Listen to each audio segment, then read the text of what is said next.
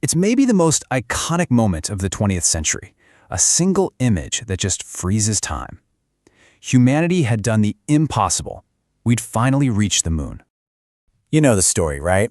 Apollo 11 lands, Neil Armstrong takes his one small step, and the USA plants its flag. It was the ultimate victory lap of the space race, a shining example of American democracy and ingenuity, just beating the Soviets to the punch. And the man at the absolute center of it all? Wernher von Braun. I mean, this guy was a rock star. He was the genius who designed the Saturn V rocket, splashed across magazine covers, shaking hands at the White House. He wasn't just a scientist, he was a full-blown American hero. Yeah, that one question. It kind of changes everything, doesn't it? Suddenly the triumphant story gets a whole lot darker. And just to be clear, this isn't some wild conspiracy theory from the corners of the internet. This is a real, documented piece of history that just doesn't get talked about much. We're going to pull back the curtain on a deal with the devil that the U.S. government made during the Cold War. Welcome to Veiled Histories. So let's start with the official story, the one we all learned in school, the shining, patriotic tale of America's reach for the stars. I mean, in America, Wernher von Braun's resume was just untouchable. He was the head of a major NASA center, the mastermind behind the rocket that put men on the moon. The guy was covered in awards and medals. He was literally the face of America's space program. But how exactly did a German rocket scientist get to that position? And this is where the shiny, happy story ends and the veiled history begins. Because lurking behind that giant leap for mankind was a secret deal forged in the ruins of Nazi Germany. It was called Operation Paperclip, a top-secret grab-what-you-can mission by U.S. intelligence. The goal was pretty simple: find Hitler's best scientists and get them working for America before the Soviets could get to them first. And this right here really gets to the heart of the secret. The American hero who built the moon rocket had a past that he and the U.S. government were desperate to bury.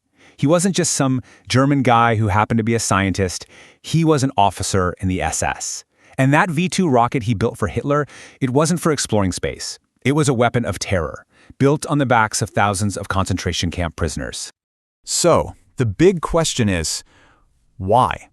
Why on earth would the United States, after fighting a brutal war to defeat Nazism, turn right around and recruit these very same men? The answer, in one word, is fear. World War II was over, but a new, colder war was just getting started. U.S. officials were absolutely terrified that the Soviets would get their hands on Germany's advanced rocket technology. It was a race for knowledge, and, in their eyes, a race for survival. And check this out. It wasn't just an American thing. The Soviets were doing the exact same thing, and they were actually grabbing even more scientists. Both superpowers were desperately scrambling to pick the bones of the Third Reich for its best and brightest minds. So to win this race, U.S. agents got creative. They scrubbed files, erased Nazi party affiliations, and basically pretended that some very dark histories just didn't exist. They'd create a new, clean American identity and literally clip it to the front of a scientist's old incriminating file. And that's where the name comes from, Operation Paperclip. The lengths they went to are just staggering. If uncovering these kinds of hidden truths is why you're here, hitting that subscribe button and the bell icon really does help us keep digging them up.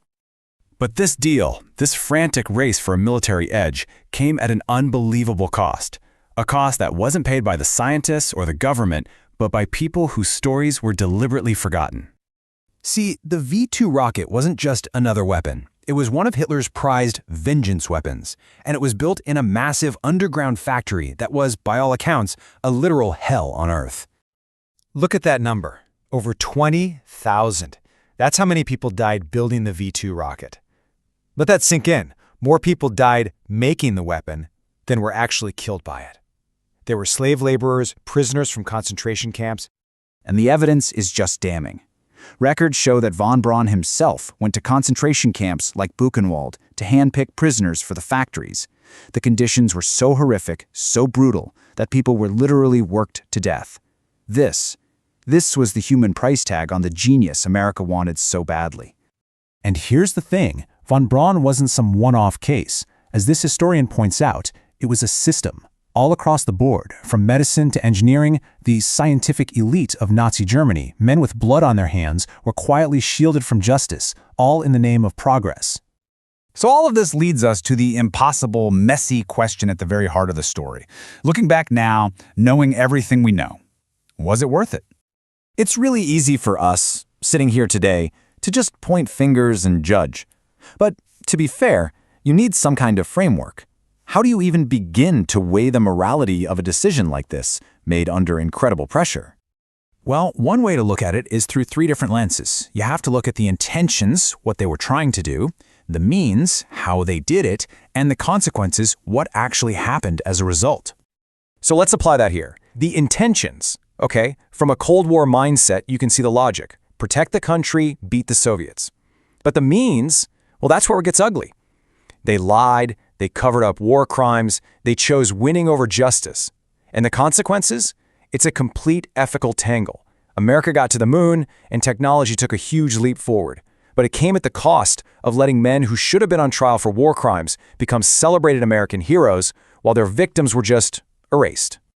And you know, this isn't just some dusty old story. It's about a conflict that's still happening right now, when a country's own self-interest clashes with a basic, universal idea of justice. Where do you draw that line?